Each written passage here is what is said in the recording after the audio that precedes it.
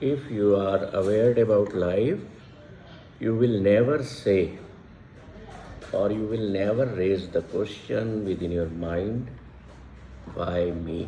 ऐसा प्रश्न आता है हमारे साथ, या फिर आप ये कहने लगते हैं कि life is not fair with me, means life is unfair to me. तो वो जो प्रश्न है, जैसा मैंने बताया था कि लाइफ तो न फेयर होती है न अनफेयर होती है, ये तो अपने प्रोसेस के साथ मूव कर रही है। सारी गड़बड़ किसकी है? हमारे माइंड की।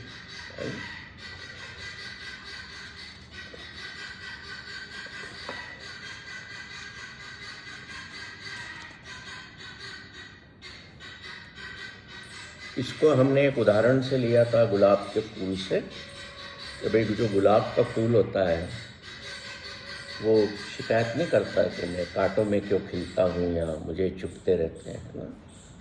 वो केवल एक्सेप्ट करता है कि मेरी प्रकृति, मेरा नेचर, मेरे जीवन की प्रोसेस ऐसी ही चलेगी, और अपनी एक चीज़ याद रखता है कि मुझे तो खिलना है, आई हैव टू ब्लॉसम। मैं किस में हूँ किस में नहीं हूँ मुझे कोई फर्क नहीं पड़ता। तो ये भाव हमारे भीतर बैठ जाना चाहिए कि I have to blossom like a flower in my life,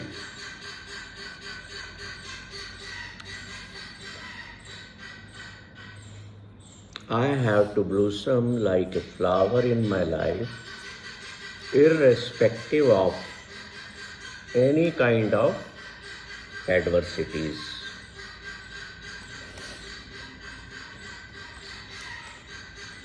तीसरी बात हमने सीखी थी कि don't go against the flow of life. जो जीवन की एक प्रक्रिया है बहने की, उसके खिलाफ हम न जाएं। मान लीजिए नदी बह रही है और हम उसके खिलाफ तैरने की कोशिश करते हैं, है ना, उसके फ्लो के खिलाफ, तो कितनी देर हम, एक वक्त आएगा ना जब हम नहीं तैर पाएंगे और थक जाएंगे। तो ऐसे ही life is just flowing like the water in the river. अब देखिए उसमें जो लेसन निकल के आता है वो ये आता है कि हम पानी का वो गुण जो डाउनवर्ड फ्लो होने का है उसे अपने जीवन में क्यों नहीं अपनाते। पानी चले निवाण नो, मीन्स पानी हमेशा नीचे बहता है, ऊपर चढ़ाना है तो उसे फोर्स देना होगा। हम जैसे घरों की टंकियों में चढ़ाते हैं, मोटर से पंपिंग करते हैं, या फिर आप उसको गर्म करेंगे तो अपनी शेप बदलेगा, अपना फॉर्म चेंज करेगा, स्टीम के रूप में फिर ऊपर उड़ेगा। तो ये तीनों स्वभाव हमारे भीतर हैं, but the best one is just flow like the water of river in downward trend. निवाण का मतलब होता है नीचे बहना, नीचे। कभी आपने किसी नदी में पानी को चढ़ते हुए देखा है? तो जो हमारे स्वभाव में चीज़ें नहीं हैं, हम चढ़ाई करते हैं कि नहीं करते? करते हैं कि नहीं? कैसे करते हो? हम अपने जीवन को कई चीज़ों में फोर्सफुली आगे बढ़ाते हैं कि नहीं बढ़ाते? फोर्सफुली आगे बढ़ाते हैं कि नहीं बढ़ाते? अपने शरीर के साथ, अपने माइंड के साथ हम फोर्स यूज करते हैं कि नहीं? कोई एग्जाम्पल बताओगे? जैसे मान लो आपका मन नहीं कर रहा है, अभी ये बिस्किट रखे हैं मैंने इनके साथ, मुझे पता है सर ने रात को और सुबह कुछ खाया नहीं है, पर उनका शायद मन नहीं कर रहा है। अब मैं कहूँ कि नहीं भाई, आप तो 2 तो मुंह में डालो ही। Our mind is not requiring that thing to enter in our body, है ना। खाना खाने के बाद आप किसी के यहाँ जाते हो तो मीठा लगा देते, नहीं इच्छा होती तो भी चलो 1 पीस तो लो, होता है ना ऐसा। अब कोई जवाई साहब ससुराल गए, उनने कहा भाई मेरे 2 रोटी हो गई अपनी, तो सासू माँ आई कि अरे तुम कुछ खाते पीते नहीं हो, एक और पराठा रख दी। फिर साली आई या और कोई आया, अरे ये तो लो, आपने लिया नहीं। Whenever you apply force to your mind, other than, or I should say, by disturbing the process of life, आपका माइंड और शरीर दोनों डिस्टर्ब होते हैं। इसलिए कहते हैं कि जो हमारी थॉट्स हैं, जो हमारे विचार हैं, जो हमारे सोच हैं, वो भी मॉडरेशन में हो। खाना भी मॉडरेशन में खाएं, अल्प आहार, है ना, सुलाभ सी निंद्रा, दया, क्षमा, तन प्रीत। मेरे को प्रेम किससे करना है? मुझे दया से, क्षमा से। ये चीज़ें हम अपने शरीर पर भी तो अप्लाई करो ना, इस पर भी तो तरस करो। क्यों कष्ट दे रहे हो इसको? ओवर थिंकिंग से, ओवर ईटिंग से। अगर आप ओवर थिंकिंग में रहेंगे हमेशा, तो माइंड की जो इम्यूनिटी है वो वीक होगी। हमारी ये जो सीरीज़ चल रही है ना टॉक्स की, आज दूसरी है इन 15 टॉक्स की सीरीज़ में। सब्जेक्ट एक ही है, इम्यूनिटी ऑफ माइंड कैसे बढ़ाए हम। जितना हमारा मन स्ट्रांग होगा, हम दुनिया का हर वो काम कर पाएंगे जो कभी कभी संभव भी नहीं होता। अभी हमने इन दिनों देखा ना, आप सबको पता है, लगभग 300 दिन सुनीता विलियम्स स्पेसशिप में और उनके साथ एक और व्यक्ति थे, बिता के आए। हम किसी को कहें कि भाई तुम ये इसी कमरे में, ये तो कमरा बहुत बड़ा है, चलो भाई 10 दिन बिताओ, बाहर नहीं निकलोगे, आपको टॉयलेट जाने की छूट है, वो भी इसमें लगा हुआ है साथ। खाना पीना आपका यहाँ रख दिया गया है, ये गर्म नहीं है, जो रखा है प्रिजर्वेटिव्स हैं, जो रखा है प्रिजर्व्ड फूड है, यही खाना है। तो आदमी 10 दिन एक कमरे में पागल हो जाएगा, होगा कि नहीं होगा? मेरे को तो छोड़ो। तो वो तो बहुत ही छोटी स्पेस थी स्पेसशिप की, उसमें 9 महीने बिताना, और गए 9 दिन के लिए थे, तो माइंड खराब होगा कि नहीं होगा? और फिर फियर कि मैं यहीं मर जाऊंगी, मैं वापस अपने प्रियजनों को देख पाऊंगी कि नहीं, मैं वापस धरती पर लौट पाऊंगी कि नहीं, आएगा कि नहीं विचार में? तो मन की स्थिति को समझिए वहां पर। ऐसे ही नेल्सन मंडेला थे, दक्षिण अफ्रीका के, 27 साल तक 8x8 के कमरे में कैद रहे, 8 फीट बाय 8 फीट। इमेजिन करो कितने साल, 27 साल। मजाक है क्या? हमें तो 2 दिन को ही 8x8 में डाल दे, जहाँ न सूरज की किरणें आती हों, पानी भी लिमिटेड मिलना है, हर चीज लिमिटेशन में, आप कैदी हैं। तो मैं बड़ा भाग्यशाली हूँ इस मामले में। दिल्ली एयरपोर्ट पर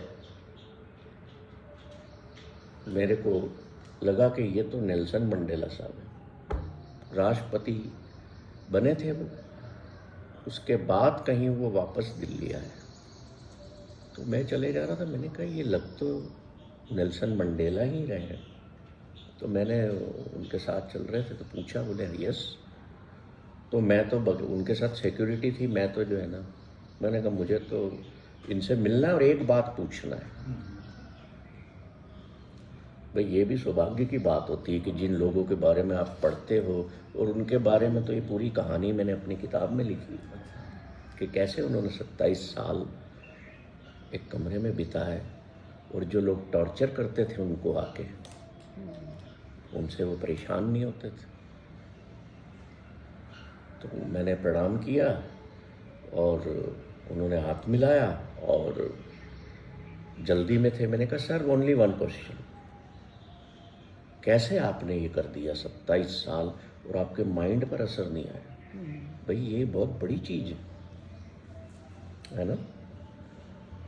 तो पता है क्या जवाब देके आगे बढ़ गए, B compassionate in life. Compassion is such a powerful tool. Compassion का मतलब करुणा। ये इतना पावरफुल टूल है कि आपको कहीं भी बिठा देगा। तो जब मैंने उनके बारे में और रिसर्च की, पढ़ा, तो उन्होंने एक जगह कहा एक इंटरव्यू में कि जो मुझे लोग टॉर्चर करने आते थे या मुझे चाय पानी देने आते थे, मैं दोनों के प्रति एक जैसा करुणा का भाव रखता था। मैंने ना उन पर गुस्सा किया कभी, ना मैंने कभी उनको अपशब्द कहे, और मैंने अपने माइंड को हमेशा यही कहा कि तेरा जीवन यही है, तू एक ऊंचे आदर्श के लिए लड़ाई लड़ रहा है। When we fight for highest target, है ना, तो फिर ये छोटे छोटे जो माइंड के खेल है ना, ये अपने आप बैठ जाते हैं, ये शांत हो जाते हैं। इसलिए मैं अक्सर लोगों से कहता हूँ कि छोटे छोटे जीवन में लक्ष्य मत बनाओ कि मैंने ये पाना है, ये खरीदना है, वो करना है, शादी करना है, बच्चे। अरे ये तो सारे एक किनारे के पार्ट हैं और हम उलझ के इन्हीं में रह जाते हैं। जीवन का ऊंचा आदर्श बनाओ, लक्ष्य बहुत बड़ा।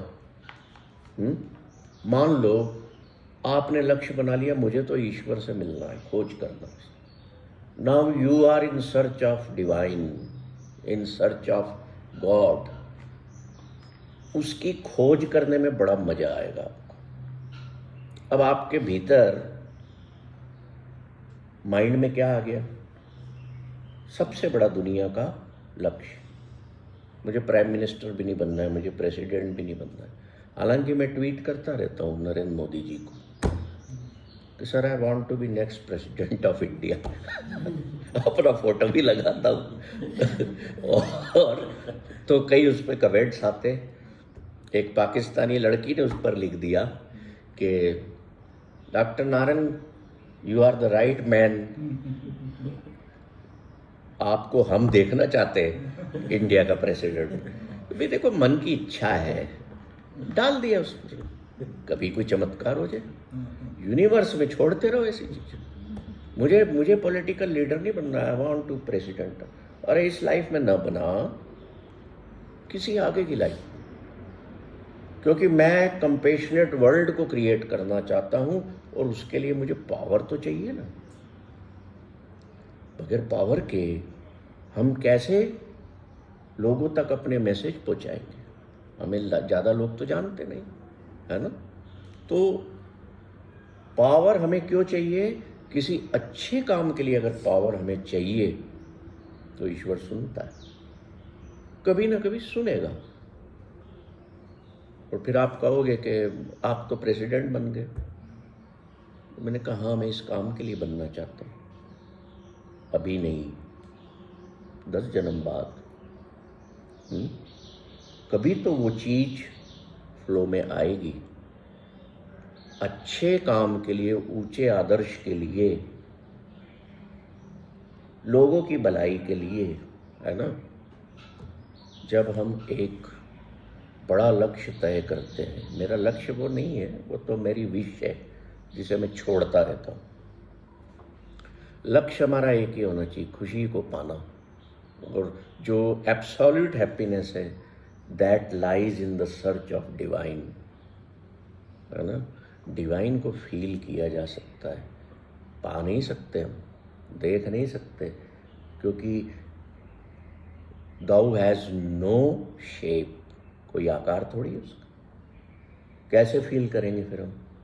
अकेले नेचर में, पौधों के बीच में अगर मान लो कुर्सी लगा के बैठ जाओ या ज़मीन पे बैठ जाओ, दुनिया से धीरे धीरे कटना शुरू होगे तो फीलिंग जो माइंड की है वो बदलेगी। आपका माइंड और बॉडी जब नेचर के साथ सिंक्रोनाइज्ड होंगे, फिर देखो क्या मस्त फीलिंग आती है। ये आप अपने घर पे भी कर सकते। आपके घर पे भी छोटा सा बगीचा हो, गमले पड़े हों पौधों के, चिड़िया हो, पक्षी हो, ये जो प्रकृति है ईश्वर ने बनाई। और गुरु नानक पता है क्या कहते हैं? वो खुद ही इसमें बैठ गया, इसी में समा गया। तो हम उसका अनुभव नेचर में ही कर सकते। मेरा बच्चा ही प्यारा है ऐसा नहीं, मेरे पड़ोसी का भी प्यारा है, मेरे नौकर का बच्चा भी प्यारा है। ये कंपेशन की आंखें हैं। और ये कौन देख सकता है? ये बाहर की आंखें नहीं देखती। इन आँखों के थ्रू जो देख रहा है, समझना डेप्थ है उसमें। मेरी आँखें उस चिड़िया को देख रही, पर देख कौन रहा है? कोई और है भीतर, जो इन आँखों के माध्यम से उसको देख रहा है। वो होती है आई ऑफ कंपेशन। हम दुनिया को अगर आई ऑफ कंपेशन से, करुणा की आंख से देखना शुरू करेंगे, देखो दुनिया सुंदर दिखेगी। एक सूखे हुए पेड़ में भी आपको खुशी महसूस होगी। अभी आप किसी सूखे हुए पतझड़ में सारे पत्ते उतर गए, आपको क्या लगता होगा? अरे यार क्या सूख गया, बेकार हो गया, कैसे दिख रहे, कुरूप हो गया। No, then you will enjoy that dried tree. तब आपको जो पहले आपका मन कह रहा था कुरूपता है, वो हो गया नहीं, सुंदर है। आप उसके भी फोटोग्राफ्स क्लिक करना शुरू करोगे। This is the power of I of compassion. वो आँख जो भीतर से इस आँख के माध्यम से देखती है। अभी अपन इन आँखों से क्या देख रहे हैं? संसार का झूठ देख रहे हैं। ये हो गया घर में, वो हो गया, इसने ये बोल दिया, उसने ये कर दिया। ये आँखें देख रही हैं, ये कान बाहर का संसार का झूठ सुन रहा है। हम उसी में घुल मिल जाते हैं। Then we come in the problems. तो ये जो एजुकेशन है ना, ये भीतर की है। बाहर भीतर की एजुकेशन का मतलब ये नहीं है कि बाहर आप संसार से कट जाओ, मत पूछो किसी को, या फैमिली से कट जाओ, ऐसा नहीं है। आप में बदलाव आएगा तो आपके बेटे या बेटी ने कुछ गलत काम भी कर दिया या किसी और सदस्य ने कर दिया, तो your mind will start seeing that thing with eyes of compassion. ना आपको गुस्सा चढ़ेगा, ना आपको जीवन में लोभ आएगा, ना क्रोध आएगा, ना अहंकारी बनोगे। तो फिर और चाहिए क्या? फिर पीस ऑफ माइंड के लिए भटकना बंद हो जाए। जब हमारे ये सेंसेस है ना, कितने सेंसेस हैं? एक क्लास में सिखाया था मैंने, कितने हैं? ये सेंसेस बाहरी तौर पर, सेंसेस मीन्स एक तो मेरा टेस्ट, सीइंग, लिसनिंग और फीलिंग एंड स्मेलिंग। ये बाहरी चीज़ों से बड़े प्रभावित हो जाते हैं और हम उसी में जीते रहते हैं। पर जब वो भीतर बसा मन भीतर से इनके थ्रू सेंस करता है। हमारे शरीर में 25 एलिमेंट्स हैं, अब वो मैं गिनवाऊंगा तो नहीं, ढूंढ लेना उनको। 25 एलिमेंट्स को वो कूल डाउन करता है, और 5 चीज़ें जो हमारे शरीर में बेसिक तत्व हैं, अग्नि, पानी, आकाश और ये जो है ना वायु, और तो ये इन सब में जब सिंक्रनाइज्ड हार्मनी क्रिएट हो जाती है, तब हम प्योर पीस ऑफ माइंड को अटेन कर लेते हैं। अगली बात हमने ये सीखी थी कि जीवन को दोष मत देना, लाइफ को दोष मत देना।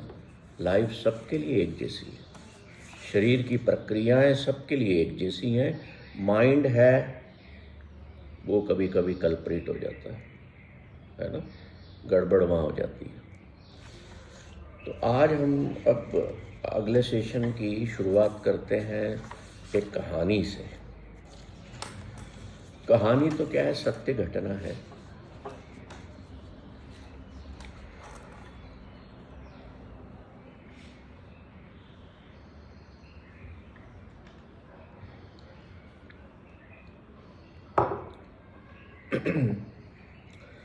कबीर साहब का नाम सुना है ना आपने?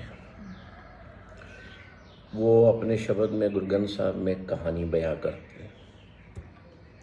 वो कहते हैं, कबीर हज काबे होए गया, केती बार कबीर, मतलब कि हे खुदा मैं कितनी बार हज करे आया,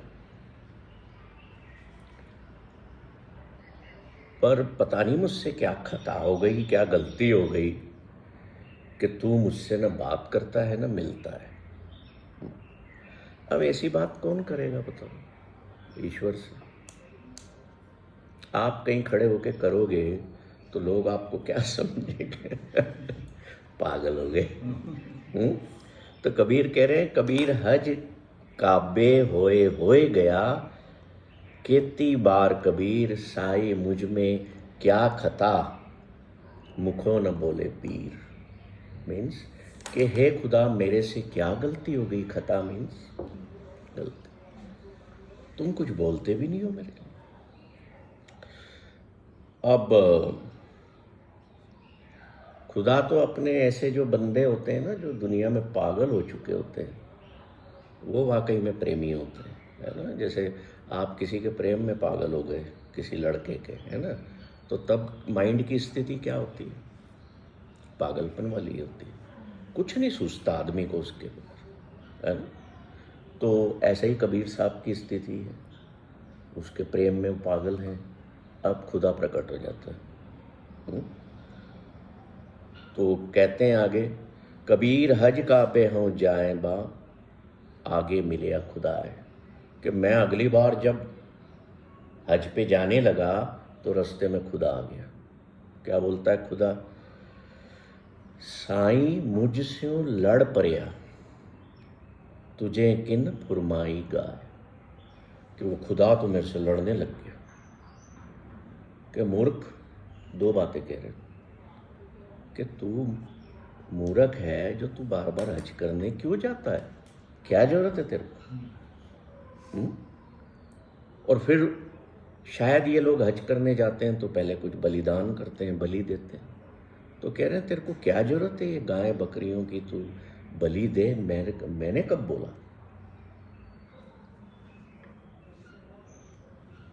तो वो कहते हैं कबीर, फिर क्या करूं मैं? हज पे भी न जाऊं, गाय की बकरे की बलि भी न दूं। मैंने ऐसा सुना है कि मोहम्मद साहब ने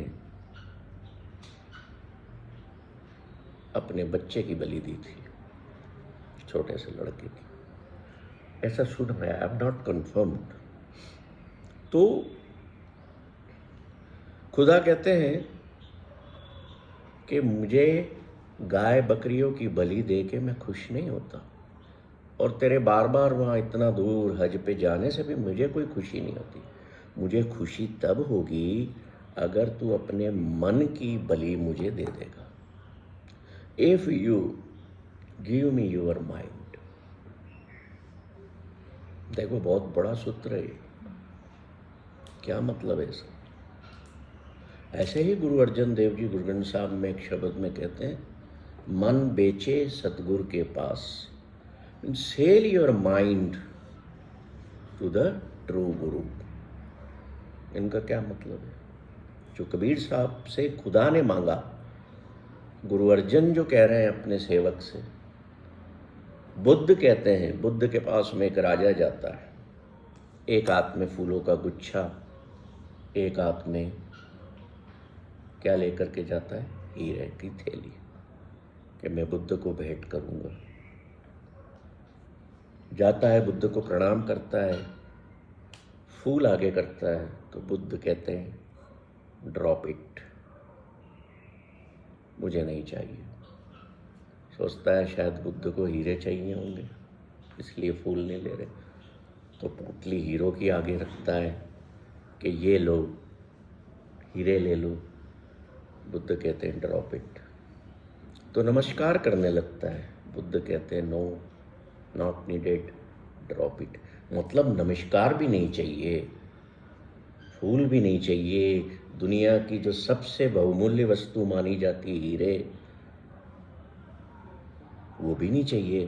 तो कहता है महाराज क्या भेंट करूं, ये शरीर भेंट है आप। बोले no not needed, drop it. बोले क्या चाहिए आपको मेरे से, मैं इतना बड़ा राजा हूं। बोले दे सकता है ना, तो गिव मी योर माइंड। क्या मांगा? मुझे अपना मन दे दे, मन सौंप दे, surrender your mind to me. कितने उदाहरण दे दिए मैंने आपको? 3, सैकड़ों दे सकता हूं। गुरु को चाहिए क्या हमसे? अब आपके घर में कोई गुरु आते हैं, आप फल रखते हो, आगे लिफाफा रखते हो, रखते हो ना, अच्छा भोजन कराते हो, कपड़े शपड़े भी देते हो, हैं? पर क्या कभी उस गुरु ने आपसे बोला कि आई डोंट नीड योर लिफाफा, your cash, your fruits, your food, your clothings, give me your mind? मांगा कभी किसी ने? बताओ। तो फिर वो सदगुरु कैसे हुआ? सदगुरु वही है जो तुमसे ये अपेक्षा करे, आई नीड योर माइंड। क्यों? क्यों गुरु अर्जन कह रहे हैं कि अगर तू कुछ बेचना चाहता है तो अपना मन मुझे बेच, मन दे। क्यों खुदा कबीर से कह रहे हैं कि मुझे तेरे बकरों की, गायों की बलि नहीं चाहिए भाई, तेरा हज पे बार बार आना मुझे खुशी नहीं देता, मुझे तो तेरा माइंड चाहिए। बुद्ध ने भी बोला ना, गिव मी योर माइंड। तो गुरु ग्रंथ साहब में एक बहुत सुंदर पंक्ति आती है। पंक्ति कहती है, ध्यान से सुनना, अर्थ बताऊंगा। जो तो प्रेम खेलन का चाओ, सिर तर तली गली मेरी आओ, इत मार्ग पैर तरीजे, सिर दीजे कान न दीजे। अगर तुम जीवन में मेरे साथ, ईश्वर के साथ, गुरु के साथ, सदगुरु के साथ प्रेम का खेल खेलना चाहते हो, समझना चाहते हो, तो अपने हाथ में ये शीश रखकर मुझे दे दो। गर्दन नहीं काटना है, शीश means your head, your mind, मुझे समर्पित करो। Then see how wonderful, how happier, how beautiful your life will be. तो क्या है माइंड? ऐसी चीज क्या है जिसे सदगुरु, खुदा, ईश्वर सब मांग रहे हैं आपसे? कभी कहा आपने जिसकी भी पूजा करते हो कि मैं अपना माइंड देता हूँ ईश्वर को? जी नहीं कहा होगा। वो देखो तस्वीर में 9 साल के गुरु गोबिंद सिंह जी हैं, अपने पिता का शीश लिए हुए हाथ में, है ना। शीश उन्होंने दिया था, औरंगजेब ने काटा था। बट इट आल्सो सिंबलाइजेशन कि हम अपना माइंड गुरु के हाथ में देते हैं, अपना हेड हम सौंप दें। आसान नहीं है, पर अगर हम ये जीवन का लक्ष्य बना लें कि मैं धीरे धीरे धीरे धीरे अपने माइंड को उस ईश्वर को मैं सौंपता जाऊंगा, तो बदलाव आने लगेगा अंदर।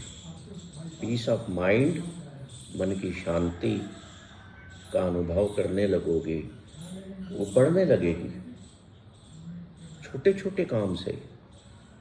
इसलिए मैंने ये कोर्स शुरू किया, उस दिन आपको एक एक छोटा छोटा चिट्ठी दिया था। मैंने कहा आज चेतना में क्या छोड़ के जा रहे हो, लिखो और उस बॉक्स में डाल दो जिस पे ताला लगा हुआ। आज फिर दूंगा कि अब क्या छोड़ना है। जो जीवन में हम गलत कर रहे हैं, या हमारी गलत थॉट प्रोसेस है, या कोई भी गलत एक्ट है, वो मुझे उस कागज़ पर लिखना है कि मैं आज से इसको भी छोड़ने की कोशिश करूँगा। मैं ये नहीं कह रहा हूँ कि ये लिखो कि मैंने आज से छोड़ दिया, एकदम संभव नहीं होता है, प्रैक्टिस में लाना पड़ता है। हम फिर लिखेंगे आज, हो सकता है हमने जो पिछली चीज़ लिखी उसको ही हम दोबारा लिखें और उसमें डाल दें, उसको कोई पढ़ेगा नहीं। दैट इज़, अब आप जैसे मंदिर गुरुद्वारे में जाते हो, वहाँ पेटी पड़ी रहती है ना, 50 का नोट डालते हो, 100 का नोट डालते हो, 10 का डालते हो, सिक्का डालते हो, पर क्या कभी उस पेटी में आपने दान पेटी में ये कागज लिख के डाला कि मैं ईश्वर ये तो सब पैसा वैसा तो तेरे को मैं डालता रहता हूँ, प्रसाद भी लाता रहता हूँ, सब कुछ करता रहता हूँ, पर आज मैं अपना ये एक अवगुण भी तेरे को दे रहा हूँ। Means I am giving one अवगुण of my mind to you. करोगे ऐसा, ही विल रिप्लेस दैट अवगुण विथ वन गुण। फिर उसकी ड्यूटी हो जाती है कि मेरे भीतर जो मेरे को ये जो समर्पित कर रहा है, उसके बदले मुझे इसको कुछ something beautiful I have to establish in that humans mind. Surrender एकदम नहीं होता, ये प्रोसेस है। हम मंदिरों में जाते हैं, मस्जिदों में, गुरुद्वारों में जाके मत्था टेकते हैं, शरीर को झुकाते हैं, पर क्या कभी हमारा मन झुका? गॉड वॉन्ट्स कि we must bow down our mind.